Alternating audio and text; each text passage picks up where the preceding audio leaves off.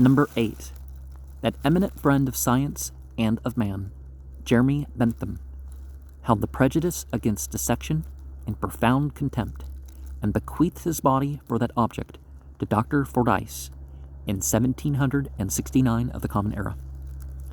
Dr. Fordyce died in 1792, and Mr. Bentham, who survived him and seems to have set his heart upon being dissected, aware of the difficulties that might obstruct his purpose, chose 3 friends from whom he exacted a solemn promise to fulfill his wishes.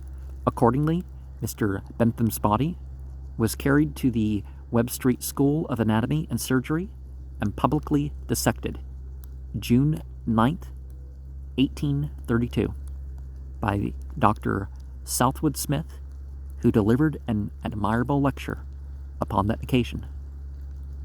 I wholly object to such a practice, not upon my honor from selfish motives, though it would spoil our business, but because the moral injury which would result from such a disposition of mortal remains would be so much greater than the surgical good. Mr. Bentham's example is not likely to be commonly adopted. Except it has, right? A great amount of needless care is sometimes taken by the living in regard to the relics and their obsequies, which care belongs manifestly to survivors, akin to the preparation of one's coffin and storing it in one's own domicile for years perhaps, is the preparation of one's shroud and death cap, and all the et caetera of laying out. In 99 cases in every 100, these things are done for the gratification of personal vanity, to attract attention, and to procure a small sample of that lamentation, which the desolate widower and orphans will pour forth one of these days. It is observed by one of the daughters that the mother is engaged in some mysterious piece of needlework. What is it, dear mother? Ah, my child, you should not inquire. We all must die. It is your poor mother's winding sheet. The daughter is convulsed and pours forth a profluvium of tears. The judicious parent soothes and moralizes and is delighted.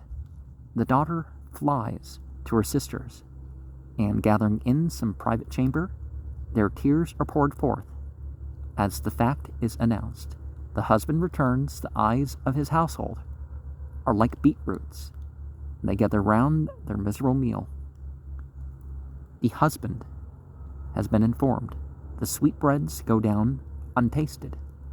How grateful these evidences of sympathy to the wife and mother. A case occurred in my practice of this very description, where the lady survived, married again, and the shroud, salloed by 30 years non-officer, was given in an hour of need to a poor family. Montaigne, Volume 1, page 17, London 1811, says, I was by no means pleased with a story told me of a relation of mine, that being arrived at a very old age and tormented with the stone, he spent the last hours of his life in an extraordinary solicitude about ordering the pomp and ceremony of his funeral, pressing all the men of condition who came to see him to promise their attendance at his grave. Sophia Charlotte, the sister of George I of England, a woman of excellent understanding, was the wife of Frederick I of Prussia. When dying, one of her attendants observed how sadly the king would be afflicted by her death. With respect to him, she replied, I am perfectly at ease. His mind will be completely occupied in arranging the ceremonial of my funeral, and if nothing goes wrong in the procession, he will be quite consoled for my loss. Man goeth to his long home as of yore, but the mourners do not go about the streets as they did when I was young. The afternoons were given to the tolling of bells and funeral processions. This was about the period when the citizens began to feel their privations, as cow yards grew scarce, and when our old friend Ben Russell told the public in his Sentinel that it was no wonder they were abominably crowded and pinched for gardens, for Boston actually contained 17,000 inhabitants. I have seen a funeral procession of great length going south by the Old South Church, passing another of equal length going north, and delaying the progress of a third coming down School Street. The dead were not left to bury the dead in those days. Invitations to funerals were sent round, as they are at present, to balls and parties. Othello Pollard and Domingo Williams had full employment then. I have heard it stated of Othello that, having in hand 2 bundles of invitations, one for a fandango of some sort and the other for a funeral, and being in an evil condition, he made sad work in the delivery. Printed invitations are quite common in some countries. I've seen one in handbill form for the funeral of Madame Barbout, an old widow in Martinique, closing with these words, Unde profundis si vus, and so on. Roman funerals were distinguished as indictiva and tacita. To the former, persons were invited by a crier. The others were private.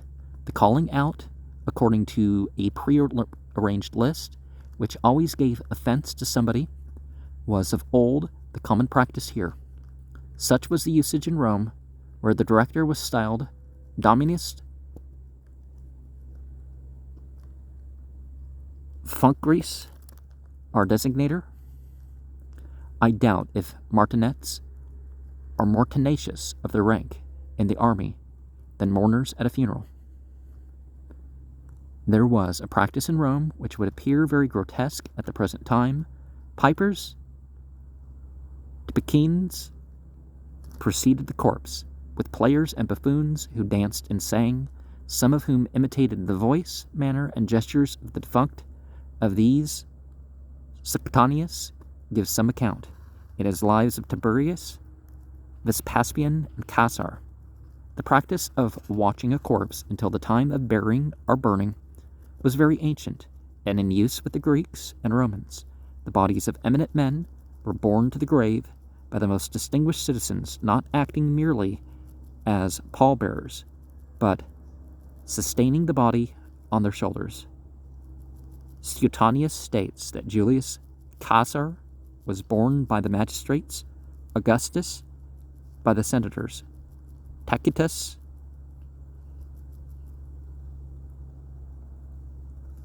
Annals 3:2 informs us that Germanicus was supported on the shoulders of the tribunes and centurions. Children who died before they were weaned were carried to the pile by their mothers. This must have been a painful office, and it is important to distinguish sometimes the funeral of the different genders and the different age groups.